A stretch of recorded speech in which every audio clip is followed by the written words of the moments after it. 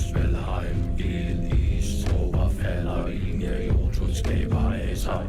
Dinoen gagab, Niflheim, Muspelheim, ild, is, tropper falder ind, Jotun skaber af sig.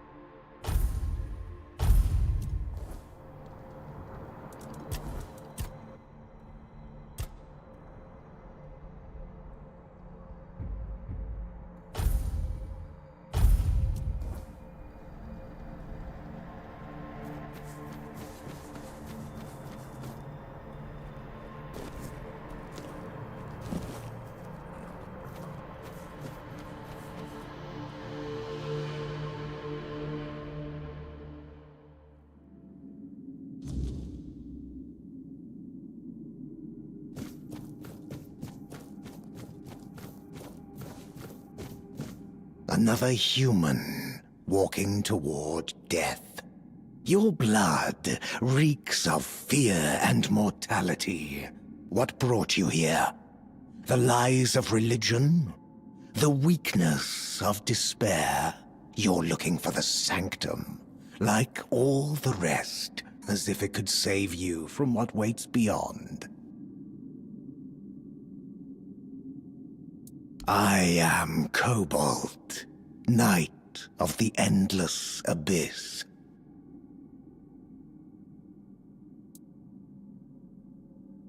Nothing but a brief stop before annihilation. Your soul is tainted.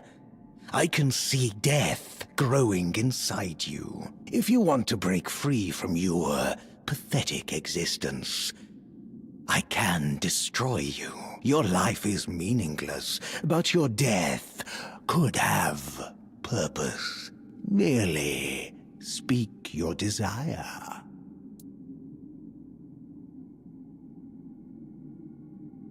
Indeed. The void consumes even the brightest soul, eventually.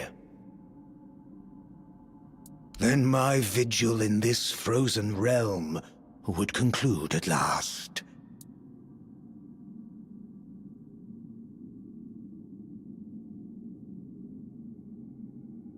Good.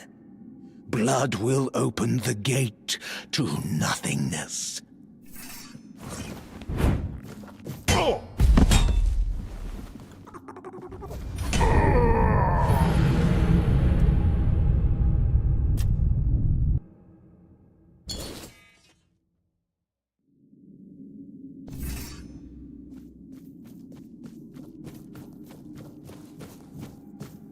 Another human. You're what? You're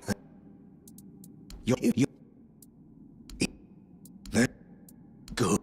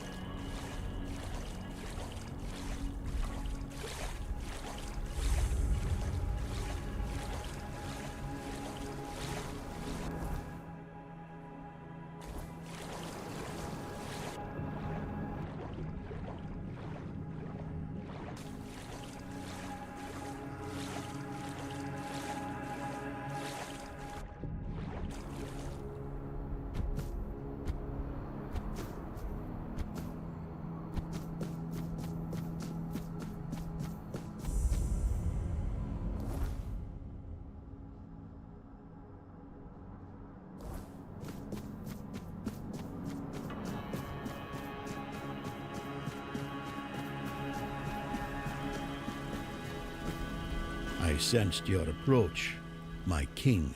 I, Gurfan of the Gunvaldir tribe, salute you as my forefathers decreed.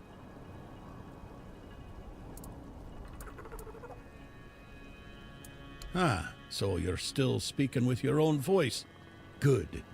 At least I won't have to bother with that formal drivel Camelot loves so much. Tell me, how does it work with the two of you? Does the king speak through you sometimes?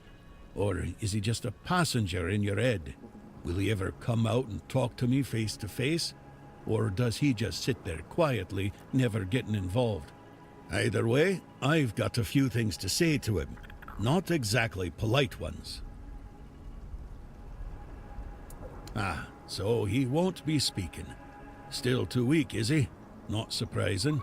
Well, then give my regards to the old man. Tell him the Gunveldir tribe stayed loyal to the old treaties right to the end. The same can't be said of the Camelocians. A pack of cowardly dogs without honor. I hope Arthur's squirming in your head, seeing what his beloved capital has been up to. Normal ones, honorable. He entrusted us with the forlorn swords and his crown, the one he used to command giants. We were sworn to guard them. In return, Camelot was supposed to leave us alone, now and forever. But the Camelocians didn't hold up their end of the deal. May their souls rot in the weirdness. Can you hear me, Arthur? The treaty is rubbish. I'm rallying the tribes, and we're marching on Camelot. Nothing can stop us anymore. Except ourselves, damn it.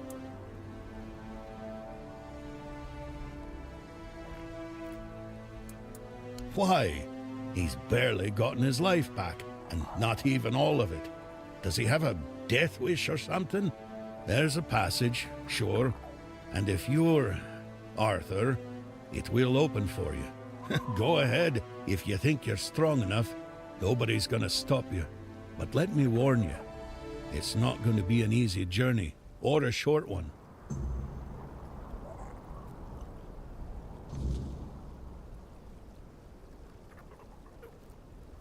Well, the giants are asleep, at least on the surface. But below, what if they wake up when they see Arthur? I doubt they'll be happy. And if the giants weren't enough, there are still the monsters, and other surprises. The legends about this place make it all pretty clear. If I were you, I wouldn't go in there. At least, not until you're sure you have the strength to handle what's hiding inside. Or without the blessing of the tribes, as agreed 600 years ago. You'd know that if you remembered our agreements, Arthur. Yes, the funny thing about our king, as you may already know, was that he was pretty sure of himself and his abilities. He knew he could march in there, grab his crown whenever he wanted, so he didn't sweat when he made a deal with our ancestors.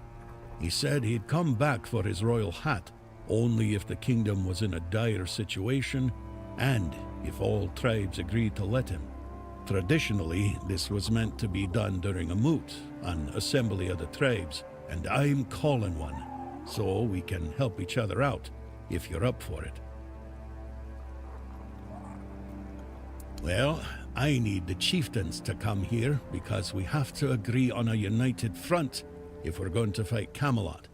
And I want to make damn sure that we fight Camelot not as a solitary tribe, like hot-headed One-Eye once, but as a united force. But I'm worried that something might be keeping them from leaving their villages. I'd like you to look into it. They won't. Our tribes aren't exactly known for getting along, and gathering them all in one place at the same time. That's almost a miracle. But now they've left Gunveldir in its time of need, and they're ashamed. And that's even worse. That's why you have to shame them even more, so that they have no choice but to come here or risk their honor. And if they say they won't come because, then you'll deal with a because, right? After all, you're the king, aren't you?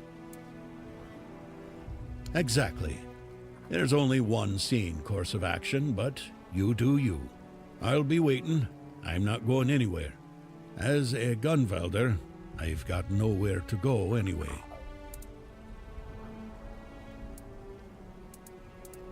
So, it looks like fate itself decided to push you my way. That has to mean something. But Kedrun, that's grim news. He may be blunt as a broken axe, but he's loyal as they come. If he sent a non-Rita in his place, then he knew he was dying, and he chose duty over pride. I won't let that go to waste, and neither will you. Truth is, I'd sent him to do the very same task I've just laid before you. Gather the tribes, call the moot. Now you know how important this is. Yes? Who have you managed to convince?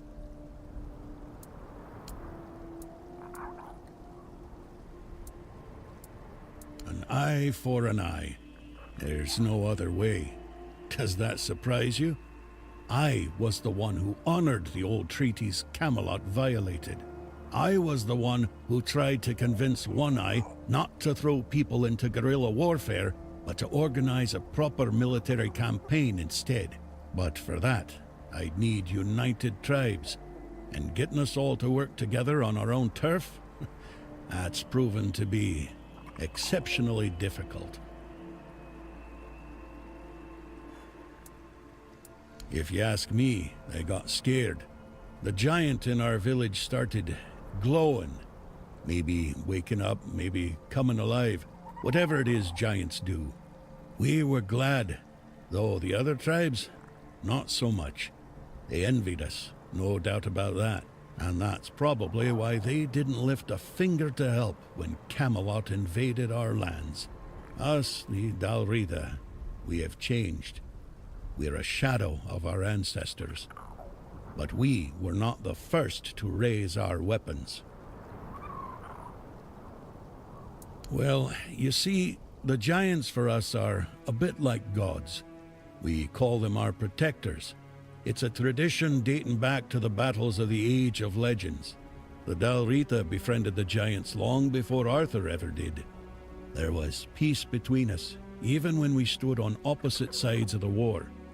We honor them because we believe that when they awaken, they will repay our care with their protection. It's good to have allies like them. What can I tell you? We're gone. Only a few of us are left, scattered across all of Avalon. I'm still here, and so is One Eye. He's convinced he can take Camelot with a handful of hot-headed youngsters. Foolish dreams, suicide, call it what you like. We were brave, proud, and deeply connected to nature. Each of us bonded our soul to an animal, sharing strength between us. I won't tell you more than that. I don't want to. I can't. All of this is still too fresh for me, too raw. King Arthur! His presence clings to you like a shadow, unmistakable to those who still remember him. Your words, your actions, they carry the weight of him. The way you stand, even your damn stubbornness. Arthur always left his mark on those he touched. The Gunvelder haven't forgotten. Betrayed by Camelot or not, our blood still remembers the old king. But don't mistake my recognition for trust. If Arthur truly walks with you, prove it. Show me his legacy still lives and breathes. As of now, 4. The Volker, the Svein, the Ulfra, and the Toid. Each one with its role, each one with its problems.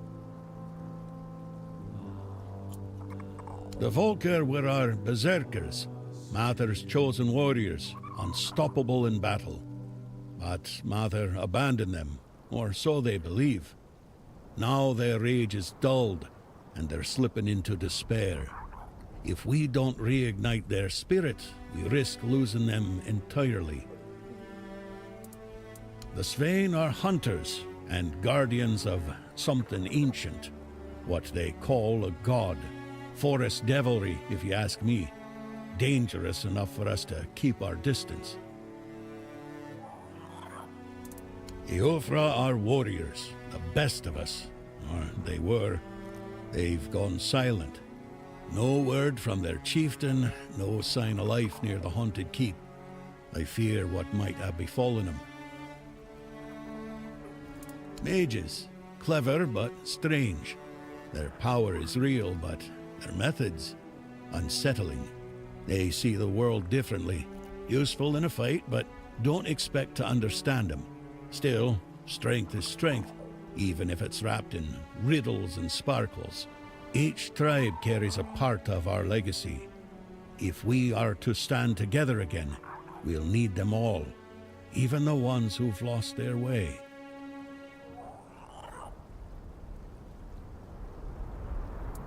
Yes? Who have you managed to convince?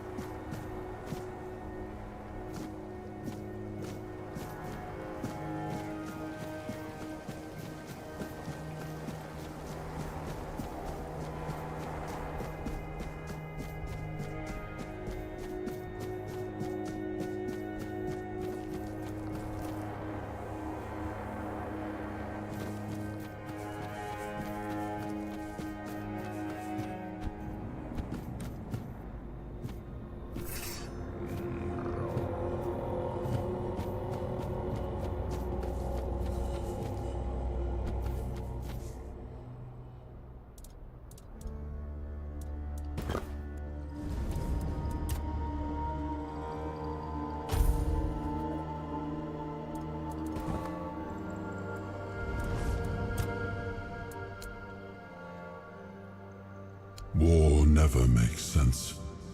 It is a tool for survival. Had I refused to wage war against the Four-Dwellers, humanity would never have survived on Avalon.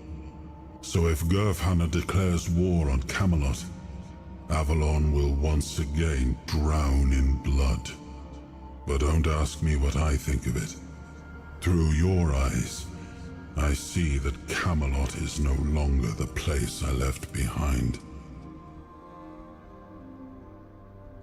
When I gave the forlorn swords to the tribes of the Dalrita, there was nothing of substance here. A few abandoned giant caves, the occasional lone pillar, nothing more. What stands now must have arisen after my time. And I must admit, I'm impressed with how they've made it their own. Their resilience speaks for itself.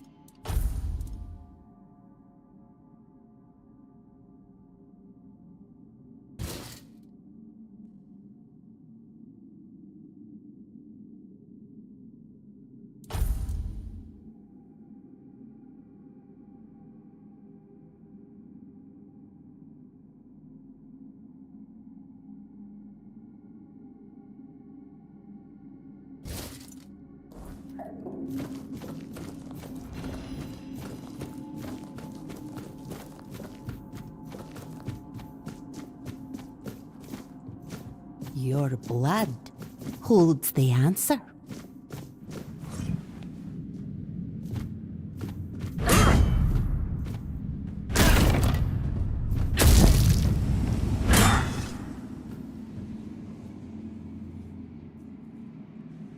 Wait! I didn't mean to. Please, hear me out before you strike me down. I am Era of the Volca tribe, Stigera's wife. I swear, I didn't mean to attack you. That wasn't me, I swear. It was the substance I took. It must have changed me forever. My husband and I tried to recreate something that was a gift from Mather. Clearly, we offended the goddess so deeply that she cursed me with madness. And madness for a Del Rida is a fate worse than death. Only death can release me from it. Because I need you to listen to me. My husband, Stiger, surely blames himself for what happened.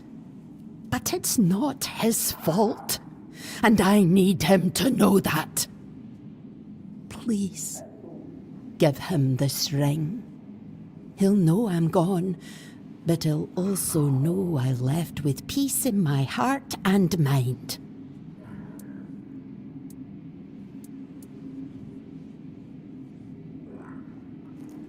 Then you're giving me no choice.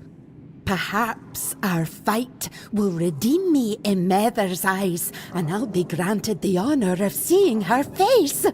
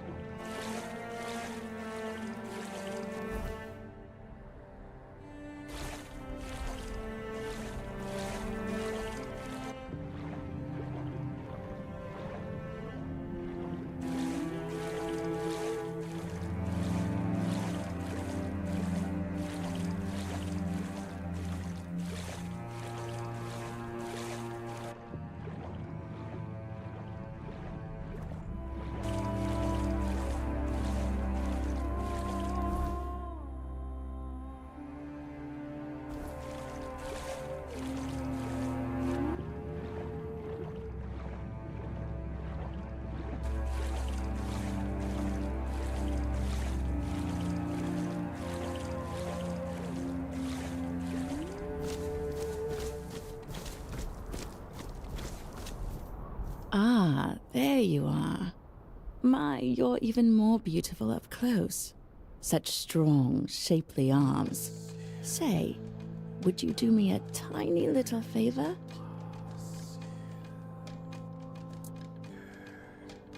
No, never. You mortals say such hurtful things about us. Are we not pleasing to the eye? Don't our voices brighten the days of sailors and fishermen? We admire you from afar. Yet you spread such terrible rumors about us. Eat? Oh no, that's ghastly. We eat only krill and seaweed.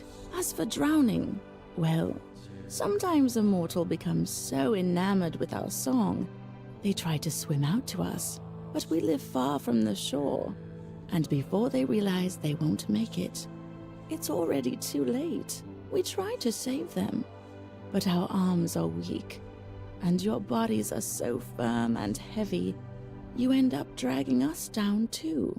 It always breaks our little hearts. We mourn every mortal who meets such a fate. There was a terrible storm not long ago.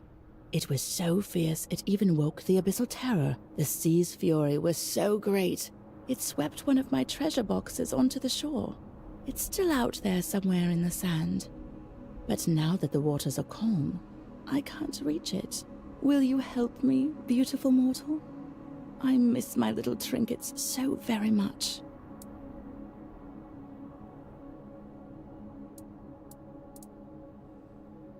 Oh, thank you. I'll stay here and enjoy the view.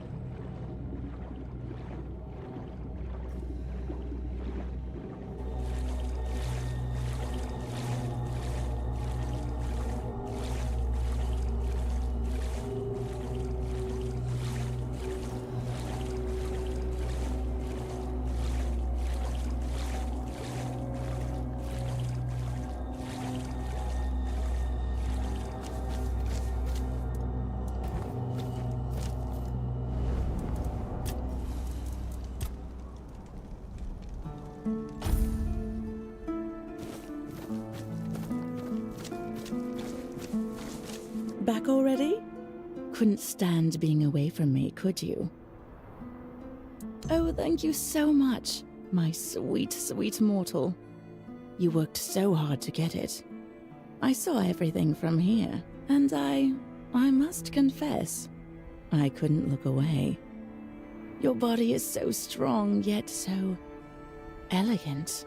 I watched you, and my fingers ached to trace every line of you. It was all-consuming. Have you ever felt that way, my beautiful mortal? Like your whole body was burning, and only another's touch could quench the flame?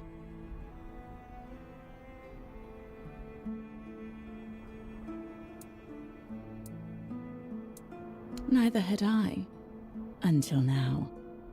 You, my beautiful mortal, are unlike any other. The thought of your hands on me makes me shiver. No one has ever made me crave like this.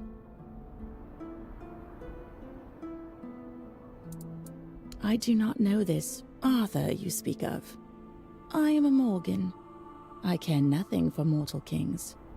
My kind bows only to the sea. No, it's you, my beautiful mortal. Just you. It's your eyes I long to gaze into. Your arms I want wrapped around me. Your lips I ache to feel against mine.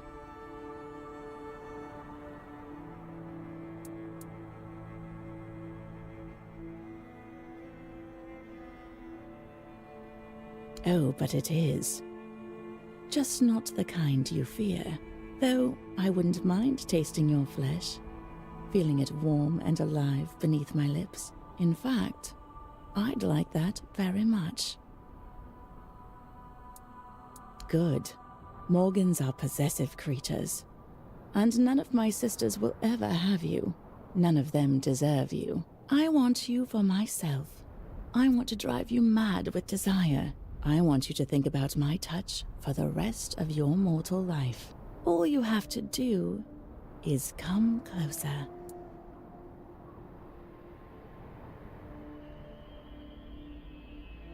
That's it. Just give in to me, my beautiful mortal. Let me show you a Morgan's passion. The touch of her cold, wet lips douses the flames of your desire. As her claws break the skin of your neck, you begin to realize just how much of a fool you've been.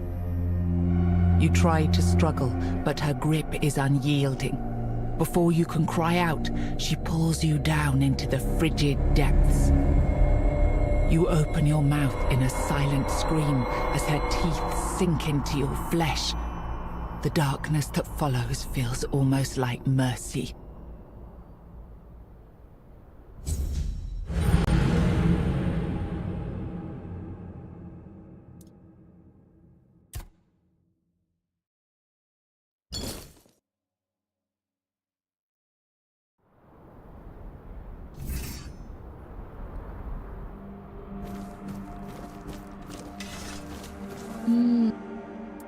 Oh, thank you, and I... Neither...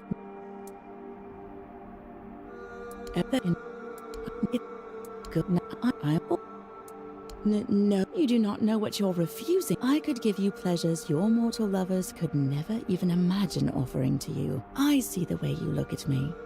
I feel the longing you try so hard to hide. There's no shame in it. I feel it too. Just come closer. Fine. As you wish. It's your decision. Even if it haunts your nights for the rest of your life. Well, I suppose you still deserve something for your trouble. Here. You can have the treasure box.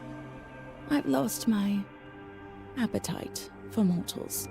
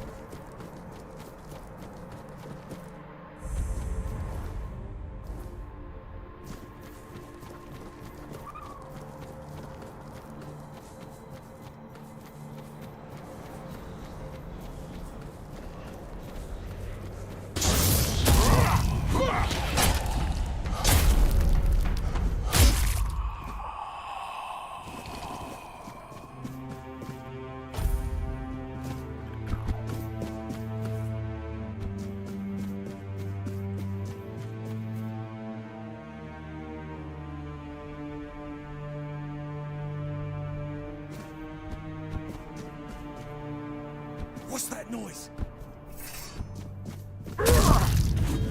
This is my lucky day.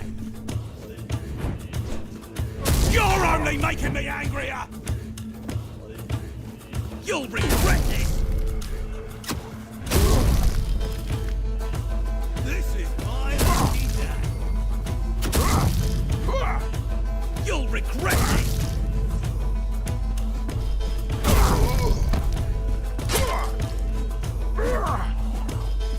You'll regret this!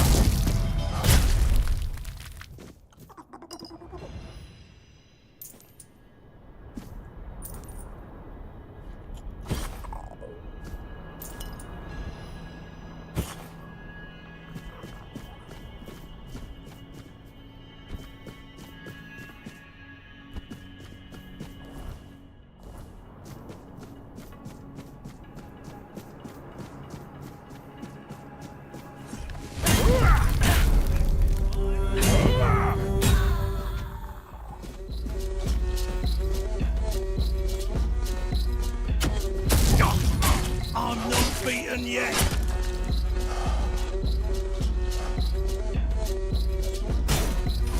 Your gold belongs to us now!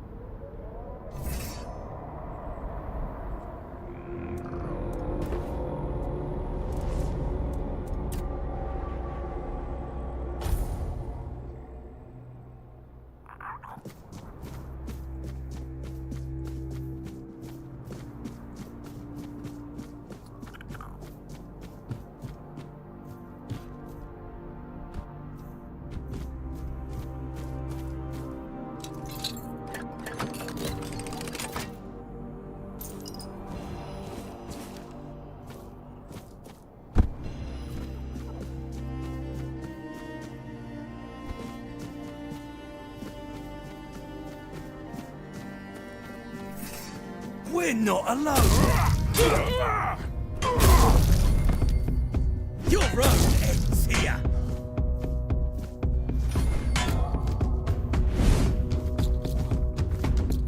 You'll regret this!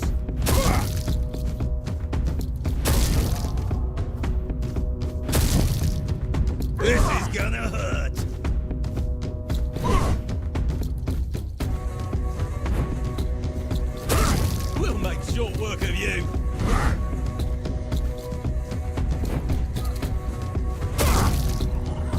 You're...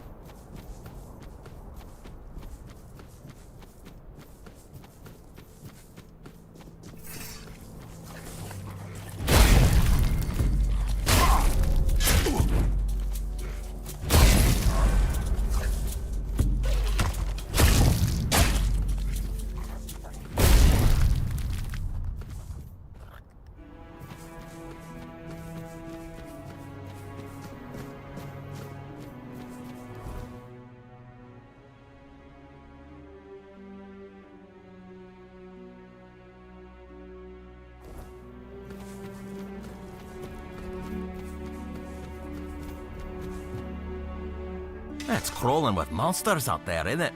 I'm hiding here to get my strength back before moving on. They call me Runner because I'm a fast runner. If I were still with my tribe, I'd have introduced myself as Shaba. But Scarin the Skin Taker gave me that name, and I just got used to it. Not really. My greatest sin was being a Gunvolder who survived. None of the other tribes would take me in. They think my survival goes against everything the Del Rita stand for. Can you believe that? As if surviving is beneath the Del Rita. Who needs us dead? Only the worms in the ground. So I joined Scarin the Skin Taker's band. We were like a family, until Scarin decided there was no place for me in his ranks. He's the top dog around here. After I joined him, he called me Runner. Said it was for how fast I run away from a fight. He's one mean son of a bitch. At first, it seemed like we all shared the same idea, uniting the Del Rita, even the Nameless ones. But over time, he started losing it. He sees conspiracies everywhere, trusts no one, stuff like that. I think the power got to his head. I've heard it happen sometimes. Out of here. Anywhere. The farther the better. I've got just one last piece of unfinished business keeping me in these lands. But I need a lot more strength before I finish my mission. And all these monsters sure aren't making things any easier. I want to get rid of Scarin the Skin Taker. He shouldn't rule over anyone, and he certainly shouldn't try to unite all the scattered Nameless under his banner. But if he succeeds, the way he is now, he'd have us attacking our own brothers. I've had enough bloodshed. One eye's off to his war, and word is that Gurfhanr wants to call the moot and go to war with Camelot. Or with One Eye for going after Camelot. Either way, it ends with us spilling more of our own blood.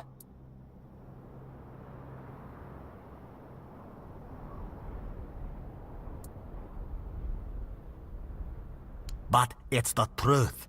And I was thinking, if you're willing, we could make a deal. You see, if Scarin were to be killed by someone outside the Del Rita, not only would he die, so would his legend. My Nameless brothers will see the truth. Someone wiser will take his place, and we'll live in peace. Exiled, maybe, but still honorable. Great! That's what I like to hear.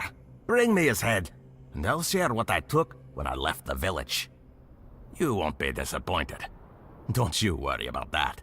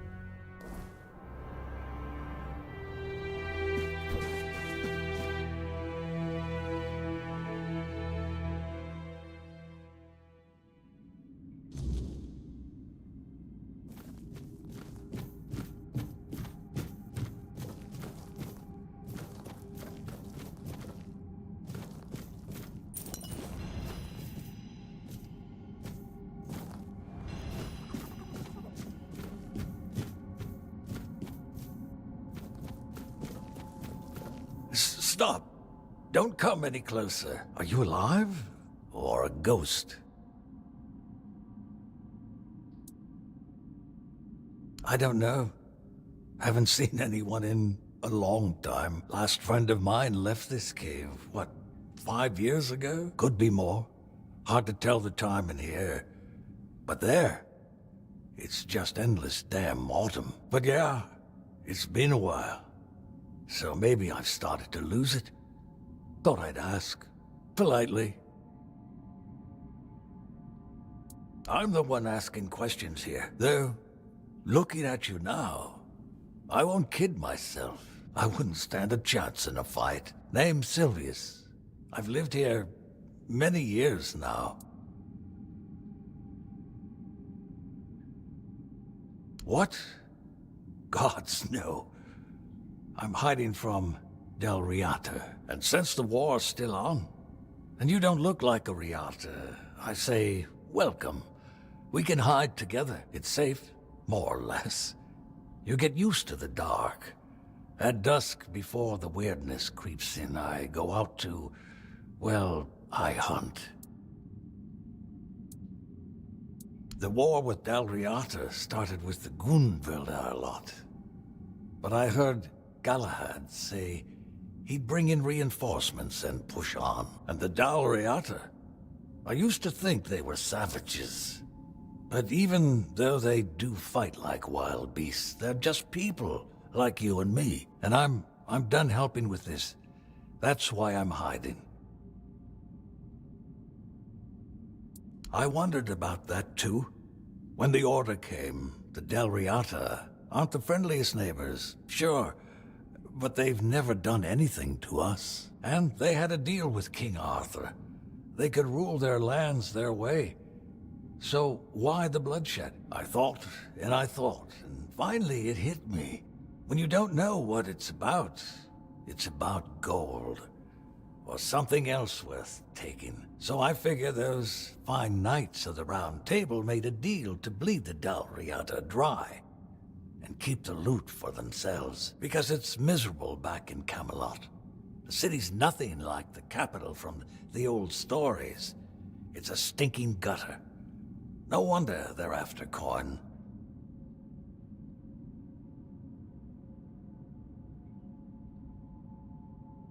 Well, since Camelot crushed the Gunvildar, don't know how long exactly, long enough. A few lads and I never got the retreat order. They left without us. We had no choice. We had to hide, had to survive. I made it because I was stubborn. The others, they gave up, walked out, never came back. That's how I know the war is still going, and nothing will drag me out of this cave.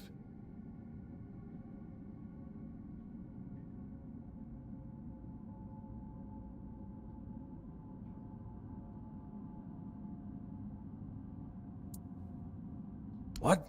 No, that can't be. I hear battle sounds every day. They're so loud.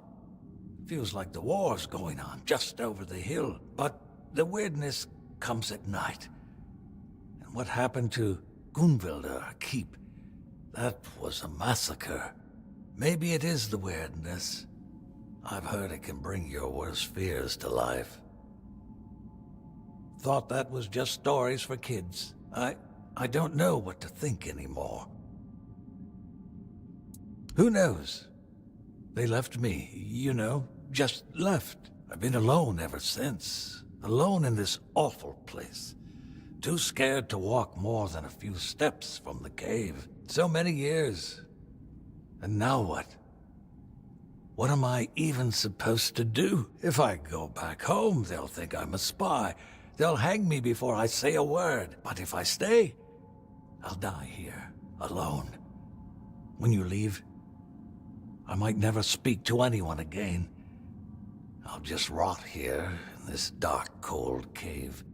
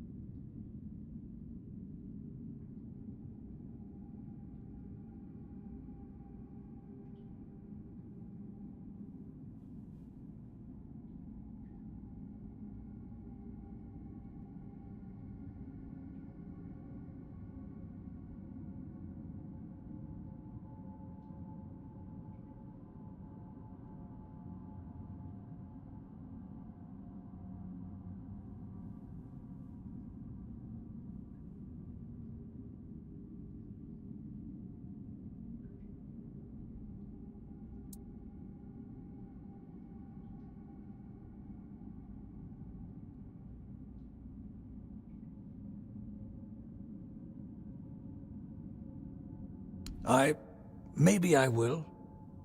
I'll go back as a beggar. Nobody needs to know who I really am, right? You're right. I'll pack some supplies and start walking. It's a long road home. Thank you for showing up.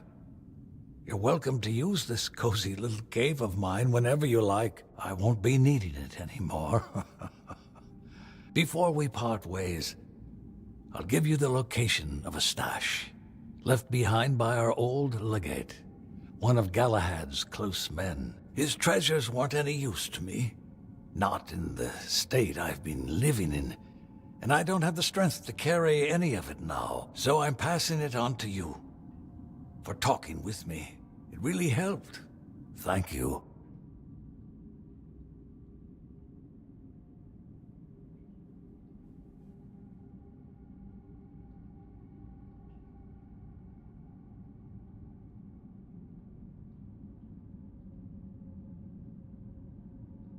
Oh, you're a true explorer. Good for you.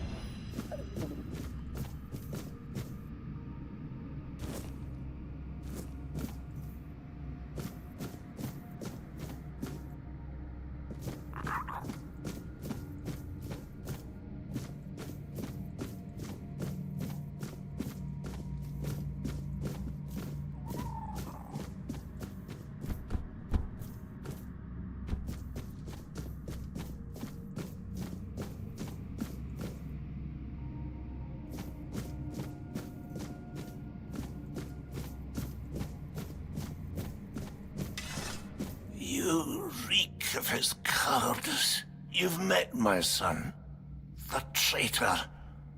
Son a serpent, not a wolf.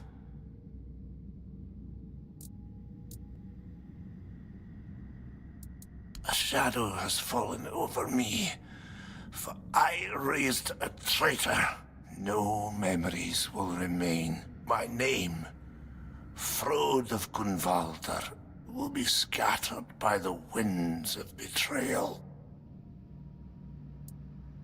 Our stand, a final cry of defiance against Camelot. We fought for our people, for honor, for the old ways, and we fell abandoned to the cold of death. All of it defiled by the flight of a son who left his tribe. A traitor.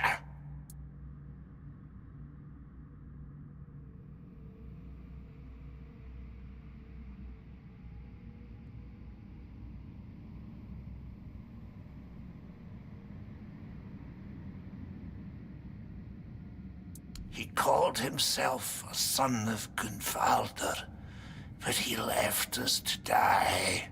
By abandoning his tribe, he abandoned his true name, One Eye.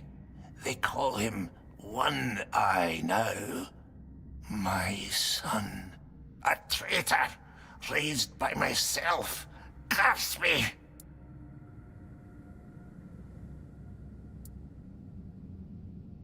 A painful truth. Son a traitor. If anyone ever speaks the name Frode aloud, this is what they'll remember. The father of a traitor and a coward. What a disgrace. Truth deserves to be known, even if it is born in pain. The dead do not forget. The Gunvalder do not forget.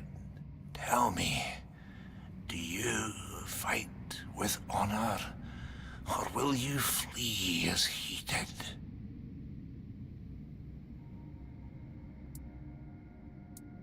Then let this ruin bear witness one last time.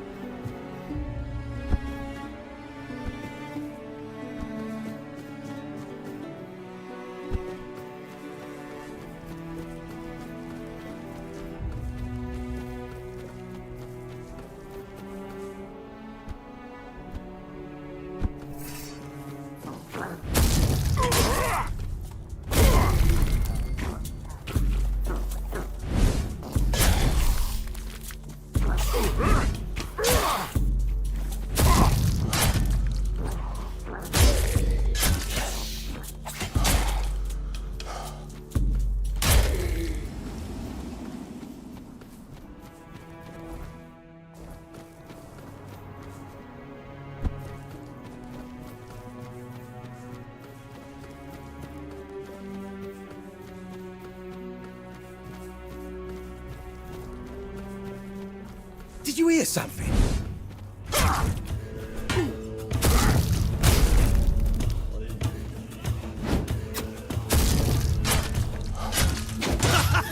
What a whip!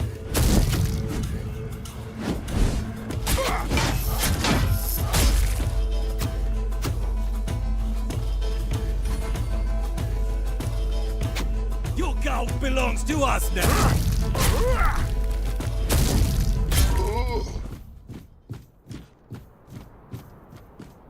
Keep your wits about you.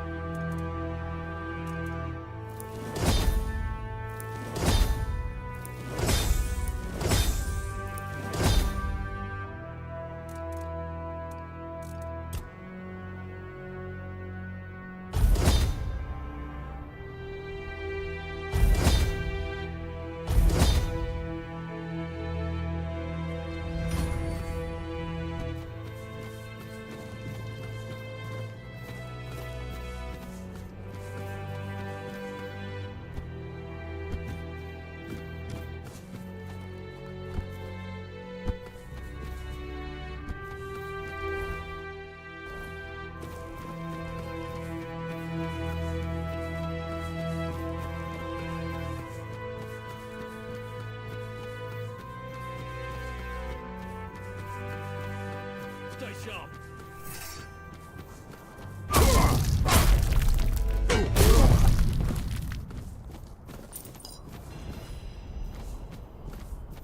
We're not alone. Your wealth is ours.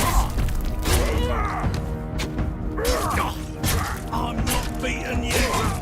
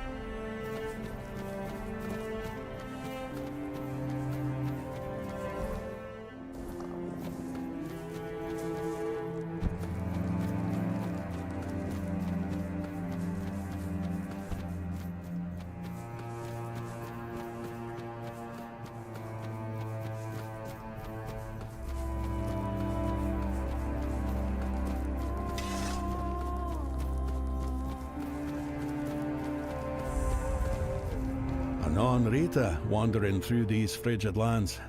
It takes courage, or perhaps folly, to traverse the forlorn swords alone. Sit, if it pleases you. A warm flame is rare here. The farther north you go, the less life you'll find. Nothing but snow, mountains, and the Dalrita, mourning days long gone.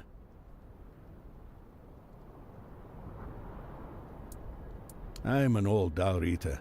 I couldn't care less anymore. You, though? You look like someone who's never had to scoop snail roe from a fiend's guts. My advice, leave them be. And if you're fool enough to poke one, run like hell while you still can. They tend to explode. I am Vati. Little else of me is worth knowing. Yet you asked as though you seek some greater tale. Not in my case, stranger. I'm just an old man, exiled from a tribe long ago. You, however, seem sharp, strong, and you're not from here. That much is clear. Now, it's you I'm curious about. So tell me, what brings you to the Forlorn Swords? Well, I'll be. I haven't heard a tale like that in years. And what do you need those cursed trinkets for?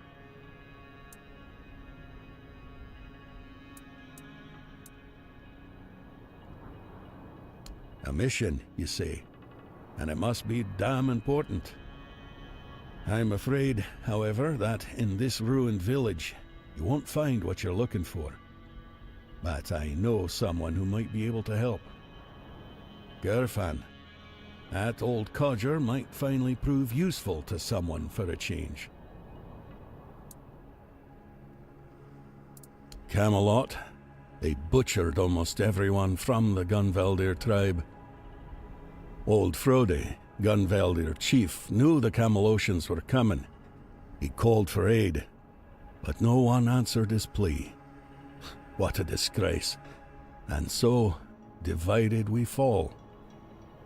Now, his firstborn wages his own war in the south. The Dalrita dared not speak his name aloud. They call him One-Eye now. The last I heard, his people had taken the temple of the All-Mother.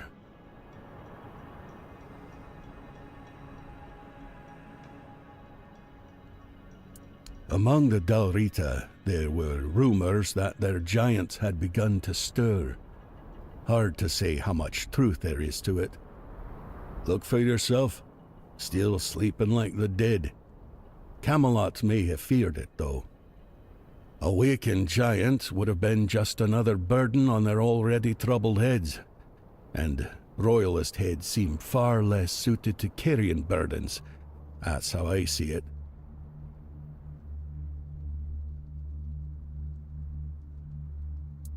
Here? No. What happened here was a slaughter.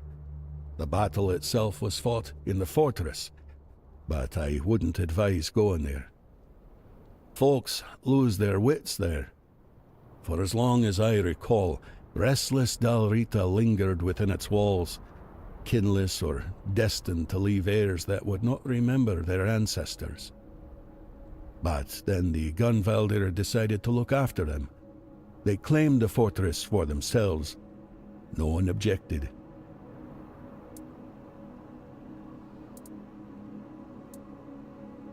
Gunvaldirs had close ties to the spirits of their ancestors. They took in those forgotten as their own, forging a bond with them. In return, the spirits granted them strength, sometimes even coming to their aid. Frode and his people thought moving the battle within the fortress walls would give them advantage. Well, they all died, so that tells you how it turned out. The only tribe living close enough were the Ulfar, but trust me, most would rather raise a toast to their ancestors than meddle with their spirits. Let the dead remain dead, as they say.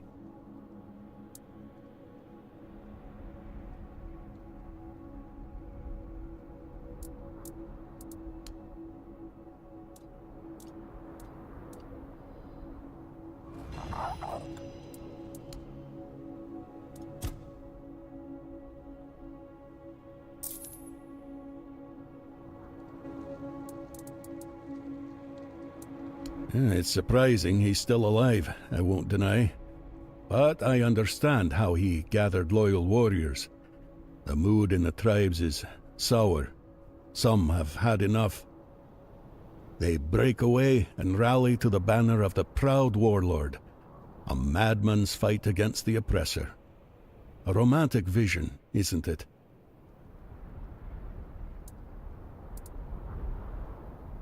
I was once a scribe, and true to my calling. I live in the past, stranger. I won't tell you anything of value, just old tales and bygone days. I have little contact with the tribes these times. The words of an exiled Darita carry little weight, same as his name. You'd be better off discovering things for yourself, believe me. It will be a far greater lesson than anything I could ever tell you.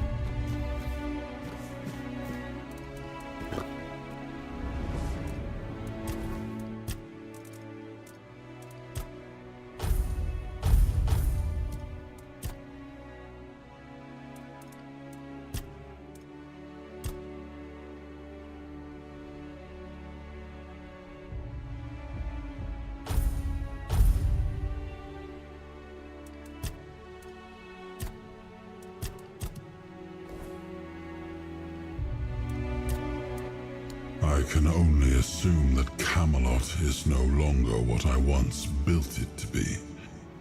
If it were up to me, the old agreements would still be honored.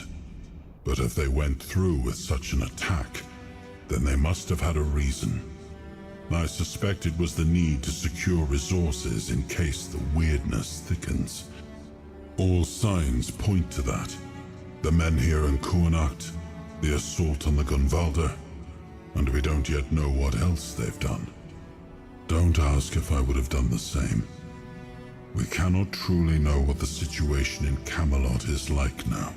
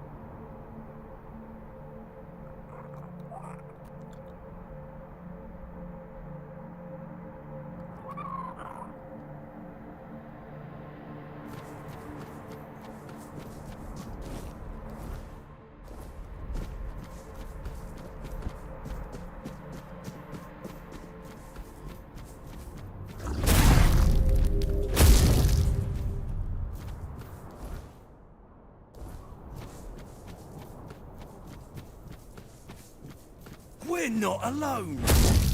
You made a big mistake. Your wealth is ours. You're only making me angrier.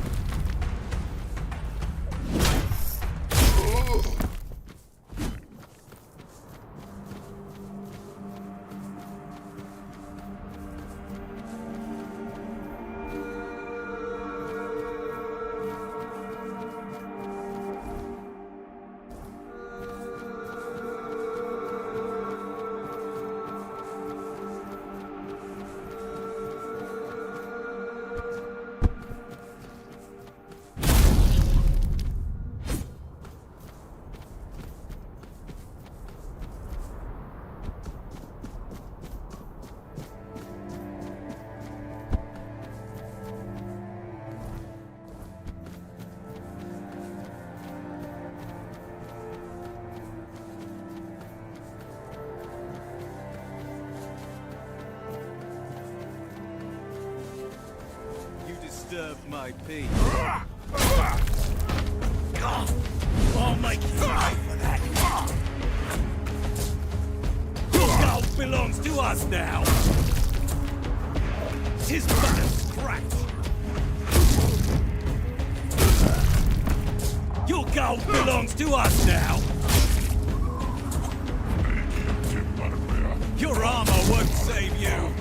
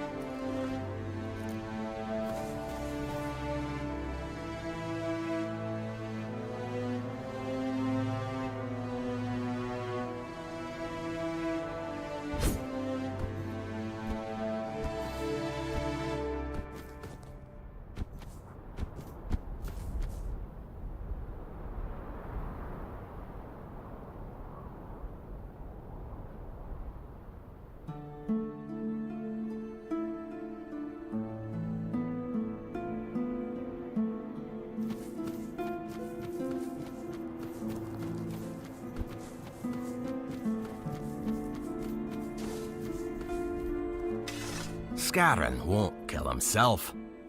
I'll be waiting here. Excellent. I knew you could do it. Now, all I need to do is defeat you and bring your head to the camp. Whoever avenges Scarron takes his place. That's the way of the nameless Darita. Runt! I'll show you, Runt! Come on! Fight me, you worthless wretch!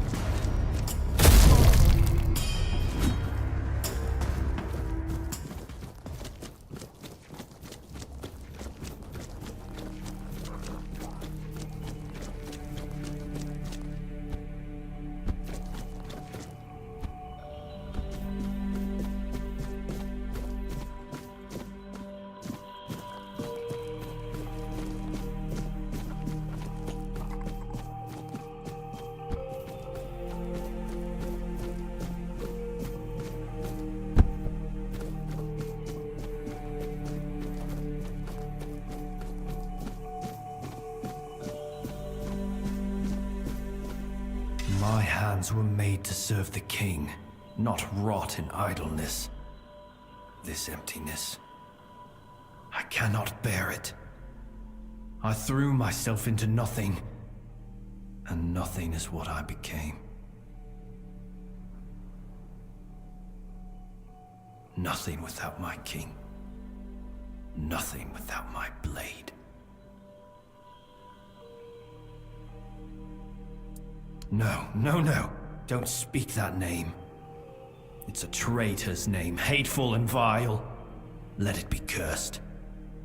Let it be forgotten.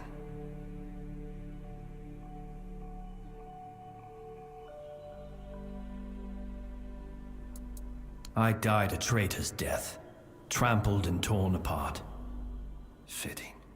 So very fitting. I thought that would be enough. But I failed him in life. How could one measly death be my absolution? I couldn't. I can't. I clawed my way out of the abyss, but came back empty-handed. Arthur? No. No, please. He cannot see me like this. He mustn't be made to look at me. My blade. My erendite. It remained behind. In the abyss. Deep in the weirdness. I cannot face my king without it. My sword belongs to him, as do I. But without it, I am nothing. I cannot kneel before him and offer him nothing.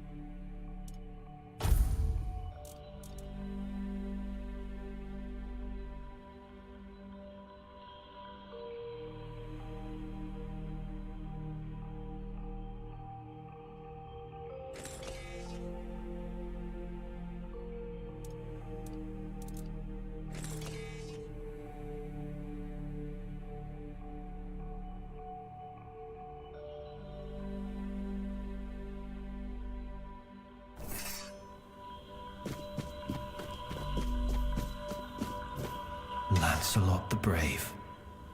Lancelot the loyal. Lancelot the fool.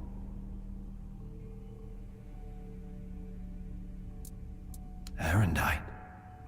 Oh, how I long to hold it again. Just the weight of it in my hand makes me feel almost whole again.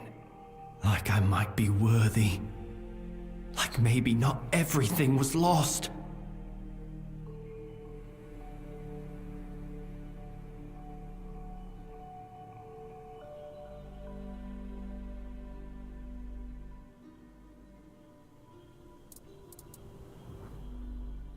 No.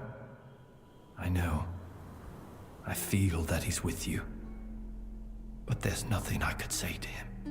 I won't beg forgiveness for my betrayal. I don't even know what I fear more. His mercy or his scorn. Please, as his closest confidant, take my blade. And I beg you, let me serve you and Arthur on your journey. Let me prove my devotion, my remorse, not with words, but with deeds. Let me earn his trust again. This is all I ask.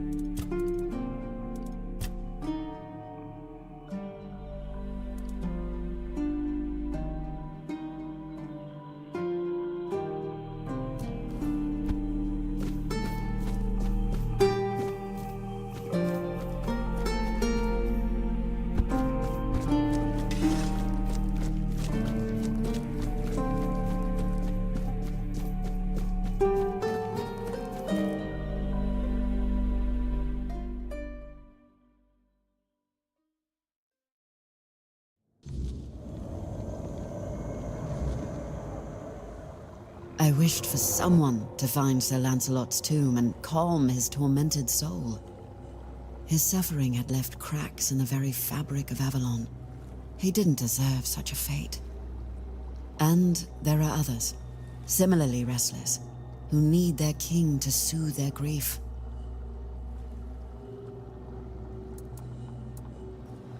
No, I may be old, but not that old. But I was once involved with a man who did. He knew the First Knights personally. He used to tell me stories about them, some funny, some sad. I think he missed them more than he cared to admit. But not the king. When it came to Arthur, he had nothing but contempt. And sometimes that contempt bled into everything else. Oh, so you've met him. Oh, of course you have. I should have guessed. You brought back His Majesty, and he is the center of Caradoc's very existence. Ugh, he's such a miserable sod.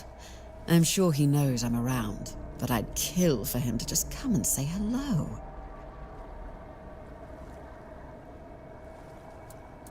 He's a bitter man, and that bitterness darkened every bit of joy I tried to share with him.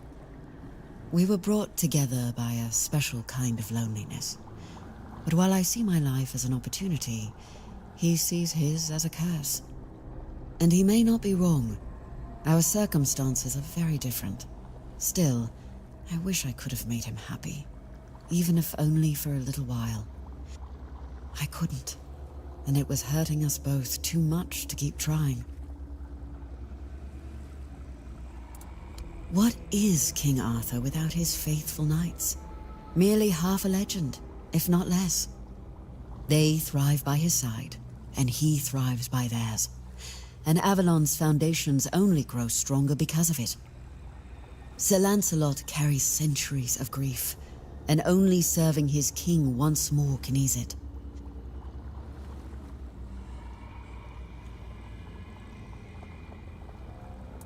You've lit the way for some.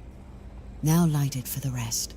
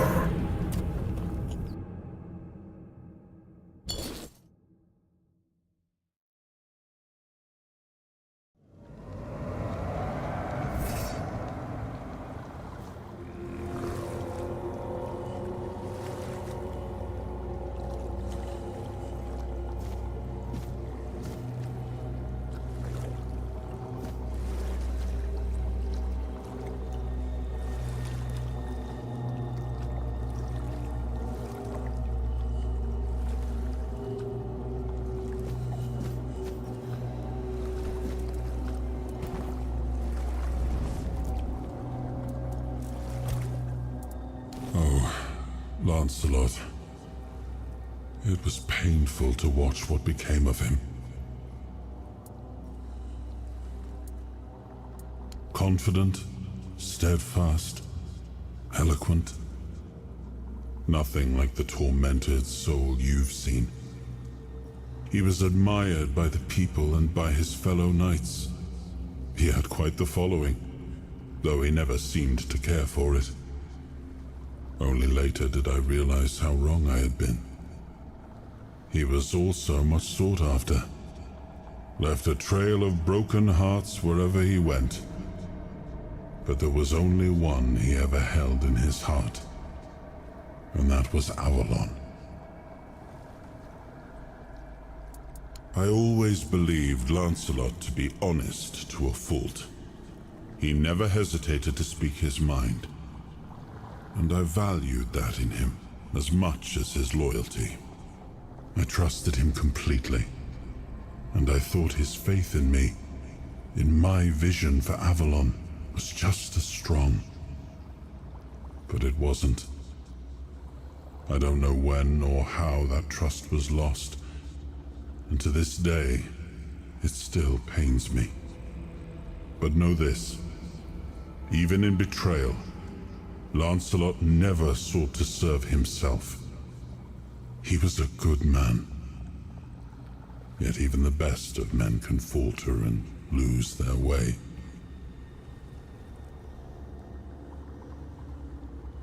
I forgave him long ago. What saddens me is that he still cannot forgive himself. But I understand why. The rebellion he led hurt not only me, it wounded all of Avalon. And Lancelot always hated senseless bloodshed. To be the cause of so much suffering, perhaps fighting by our side will finally bring him peace.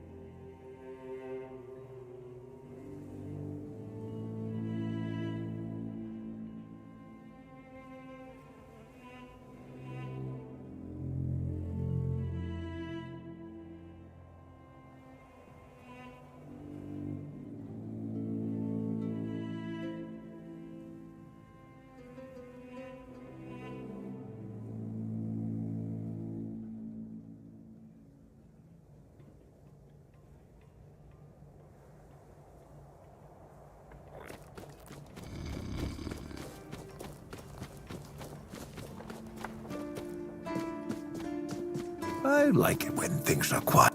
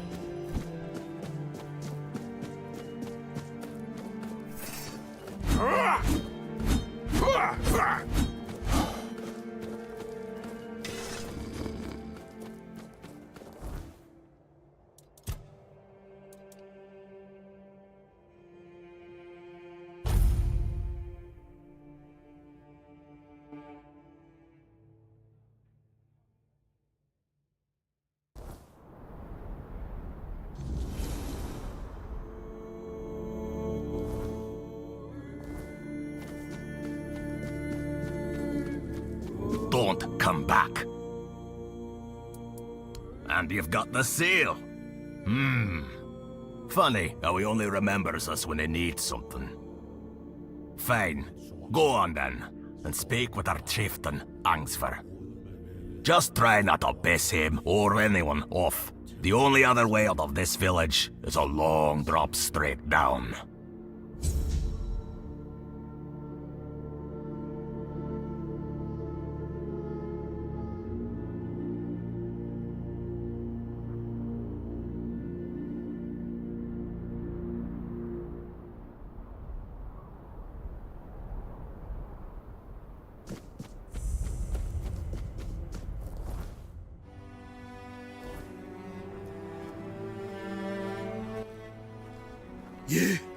You don't belong here. Mother speaks and I listen. She says you must be tested.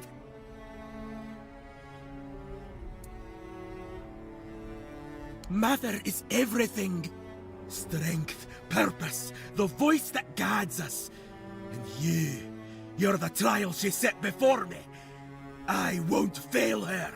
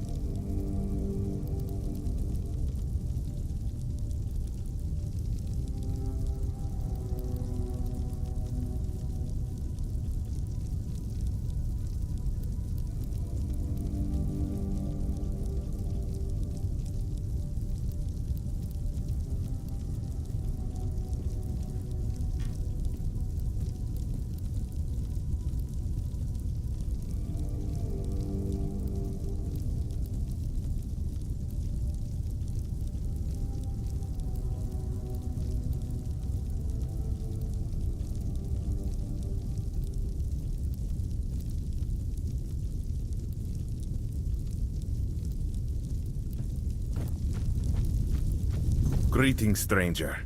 I'm Engsvar, the chieftain of the Volkio tribe. What brings you here?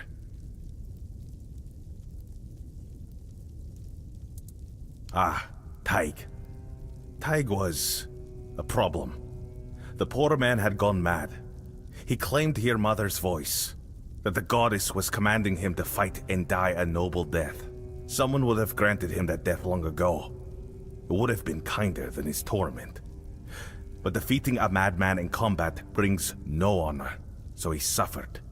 And we suffered alongside him. Your act was an act of mercy. It's good that someone finally took it upon themselves to do it. We'll need to inform Helmi, Taig's widow. It's best if you handle it. Offer her your condolences. And don't worry, she'll understand that it had to be done.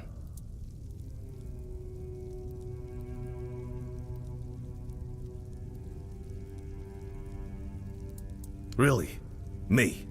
A representative of the madmen forsaken by Mother? Does he think I don't know we're the joke of the other tribes? What?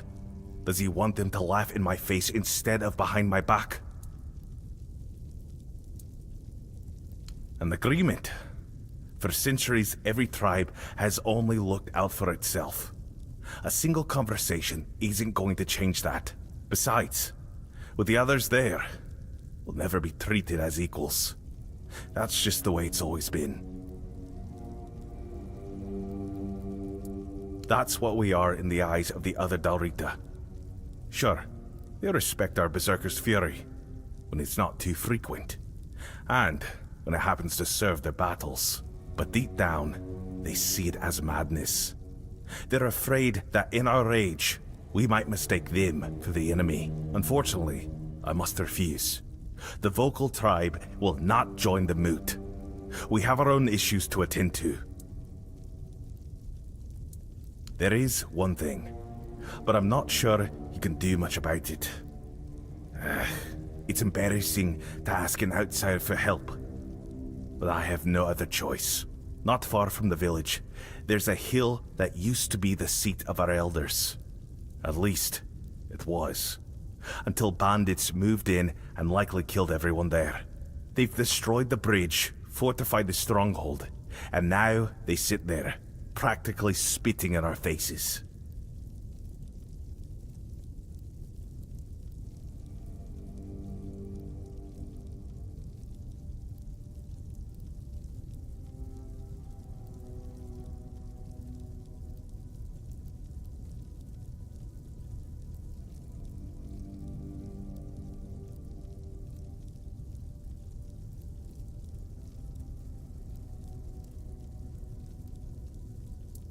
I know. We've fallen far. Once, we were a proud tribe. Now, we're stuck watching petty thugs parade around our own land. Mother is clearly showing us what she thinks of us.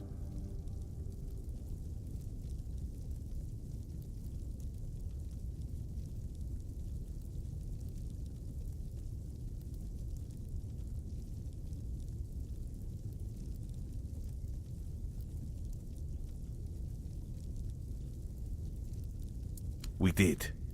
We lost too many good warriors. We underestimated them. On top of that, many Volkir left to join One Eye. So our numbers are thin. We don't even have our berserker potion.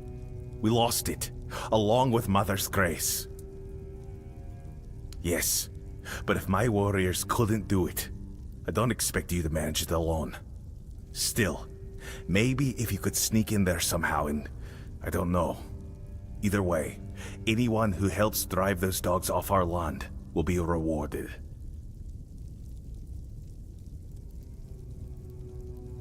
Really? How? No, don't tell me. Let it stay between you and Mother. I feel she has a hand in this. Thank you for stepping up for us. I promised a hefty reward, and now it's yours. And since Mother helped with reclaiming the seat of the elders, maybe her grace will also guide us with the matter of the empty temple. Frigg, the matron who served there, disappeared one fateful day. We searched everywhere, but it was no use. It was like she vanished into thin air. The sacred totem of Mother, passed down from matron to matron, disappeared with her. Without it, we can't appoint a successor, and the temple has remained empty ever since.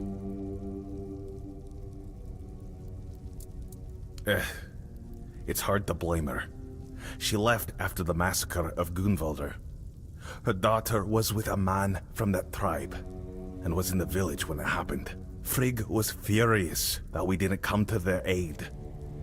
But tell me, would anyone have helped us if the situation had been reversed? Of course not. I've spent years questioning whether I made the right decision back then.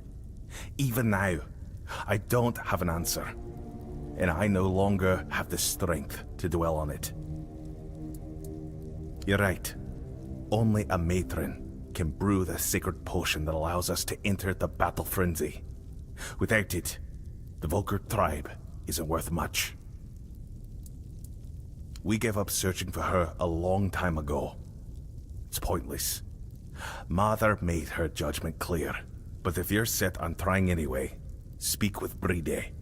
He'll know more than I do.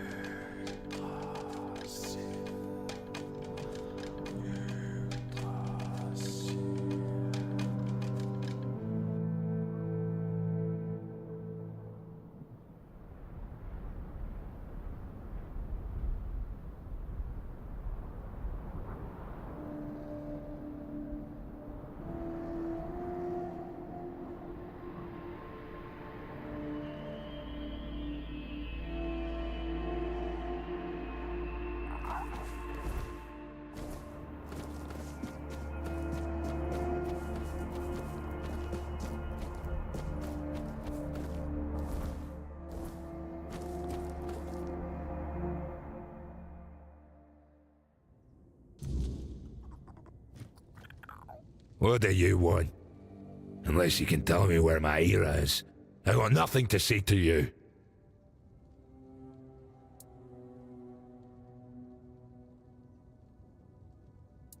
You... what? Damn it all! If we'd met sooner, I would have begged you to bring her home. But now, it's over. All of it. Gone forever. My poor, wonderful Hera.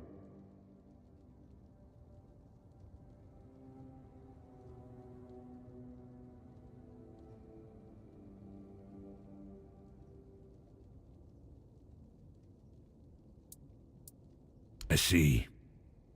I suppose that makes sense. That's the way of things.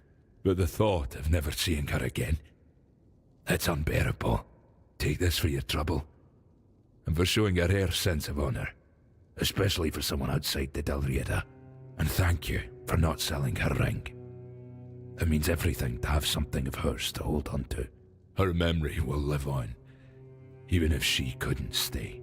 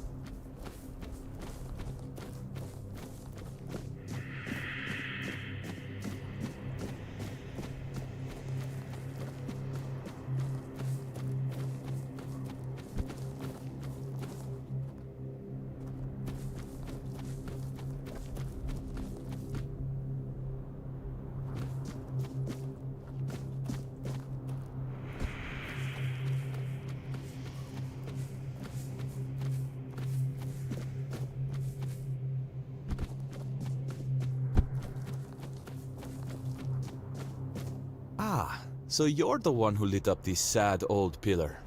You almost caused a stir among those sad lumps. Almost. So, I guess you're not exactly what they've been waiting for. But you've certainly piqued my curiosity.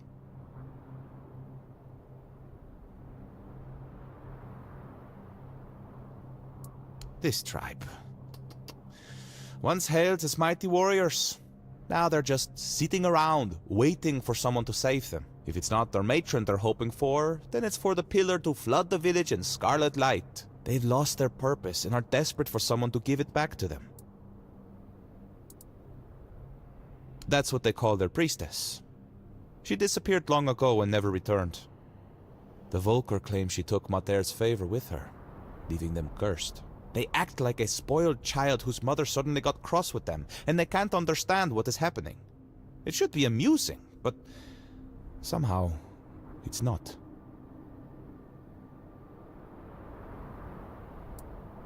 That's a good question. The pillar reacted to me when I first arrived, although very faintly. And now it's reacting to you for some undeniably fascinating reasons I'd love to hear about. But here's the real puzzle. Why does the pillar respond to creatures touched by the weirdness? And what exactly are they waiting for if nothing is ever enough? I doubt even Angsvar could answer that, but you should ask him anyway. I'm quite curious to hear what he'll tell you. Meet me later at the temple, fellow brother in the weirdness. I have a feeling we'll have plenty to talk about.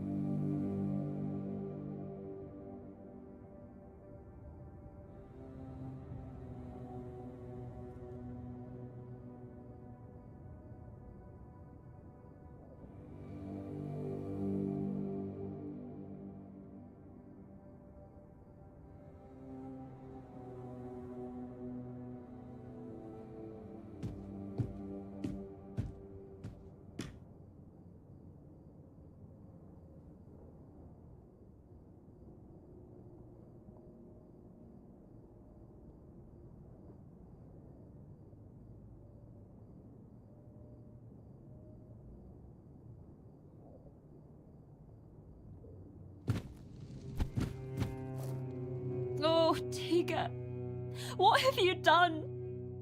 Why did you leave me like this? So brave, yet so foolish. What am I supposed to do now?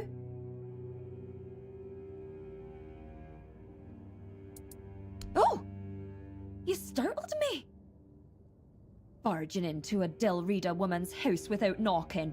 You're lucky to still be breathing. Wait, you're the one who gave him a good death, aren't you? I'm Helmi. Yes, Tega was my husband. And I suppose I should thank you.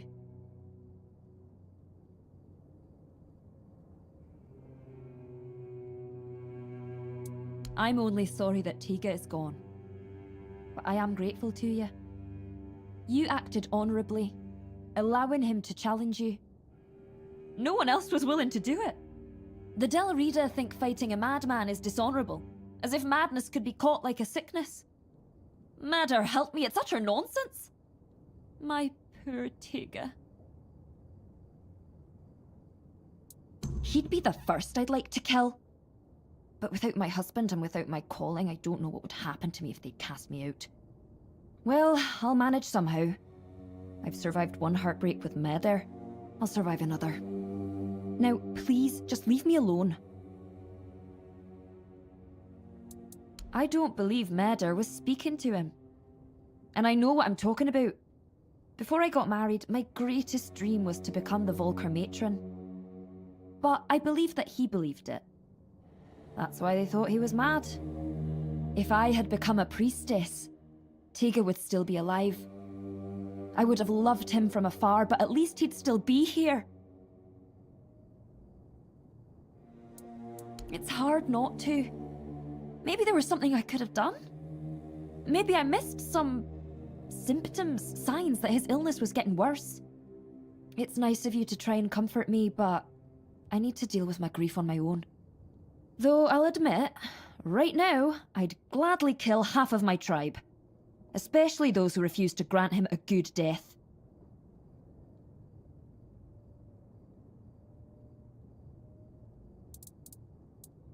Maybe he was.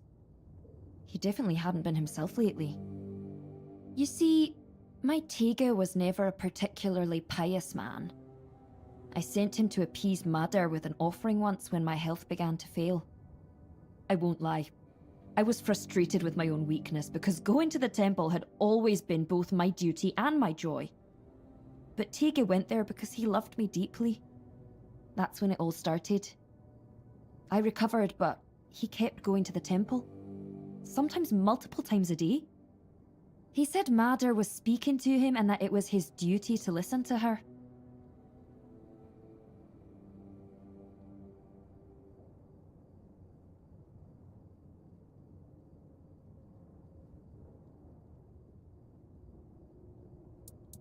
He said the fate of our marriage and the fate of all the Volker depended on it.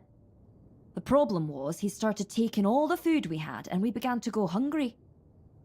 That's when the real arguments started. So what fate of our marriage was he even talking about? Now that I think about it, it was such a stupid reason to fight. I should have gone with him, found out what he was talking about. But what's done is done. Tega's dead. Go ahead if you want to. I've been there myself, but Mother didn't say a word to me, as you can probably imagine. But who knows? Maybe you'll get lucky. Maybe there really is something that reveals itself only to the chosen. If you find it, kill it for me, in Tega's memory. I'd be lying if I said it's the dream of every little Volker girl. It's the most respected position for a woman in our tribe, but it's also the heaviest responsibility. If Meder's voice truly exists, it doesn't speak with words. You feel it in your soul. It's a calling. And her voice was screaming inside me. I truly wanted to give myself to her. But the elders decided I wasn't fit for the role. And then there was Tega, whom I learned to love in time.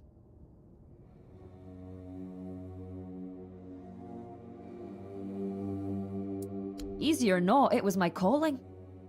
And I truly believed I was the right choice. But the elders said I was too hot-headed to bear that responsibility. Me? Hot-headed? Can you believe that?